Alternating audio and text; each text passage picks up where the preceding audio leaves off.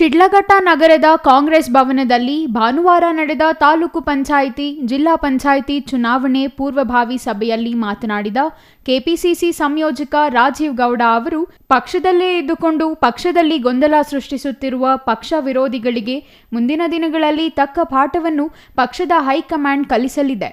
ಇಲ್ಲಿನ ಬ್ಲಾಕ್ ಕಾಂಗ್ರೆಸ್ ಅಧ್ಯಕ್ಷರು ಪಕ್ಷದ ಹೈಕಮಾಂಡ್ ಕೆಪಿಸಿಸಿ ಅಧ್ಯಕ್ಷ ಡಿಕೆ ಶಿವಕುಮಾರ್ ಅವರಿಗೆ ವರದಿ ನೀಡಿದ್ದಾರೆ ಎಂದರು.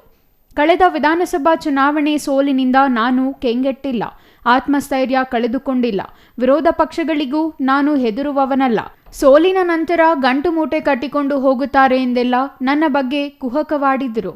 ಆದರೆ ನಾನು ಸೋತ ದಿನವೇ ಇದೇ ಕಾಂಗ್ರೆಸ್ ಭವನದಲ್ಲಿ ಸಾವಿರಾರು ಕಾಂಗ್ರೆಸ್ ಕಾರ್ಯಕರ್ತರ ಮಧ್ಯೆ ಘೋಷಣೆ ಮಾಡಿದಂತೆ ಈ ಕ್ಷೇತ್ರದಲ್ಲೇ ಉಳಿದುಕೊಂಡಿದ್ದೇನೆ ಎಂದರು. ಇನ್ನು ಬ್ಲಾಕ್ ಕಾಂಗ್ರೆಸ್ ಅಧ್ಯಕ್ಷೆ ಸಹನಾ ರಾಜೀವ್ ಗೌಡ, ಕೆ ಗುಡಿಯಪ್ಪ, ಕೆಪಿಸಿಸಿ ಸದಸ್ಯ ಗುಡಿಹಳ್ಳಿ ನಾರಾಯಣಸ್ವಾಮಿ, ಡಿಪಿ ನಾಗರಾಜ್, ತಿಮ್ಮನಾಯಕನಹಳ್ಳಿ ಆನಂದ್, ಎನ್ ಮುನಿಯಪ್ಪ, ಬೈರೇಗೌಡ ಇನ್ನೂ ಹಲವರು ಹಾಜರಿದ್ದರು.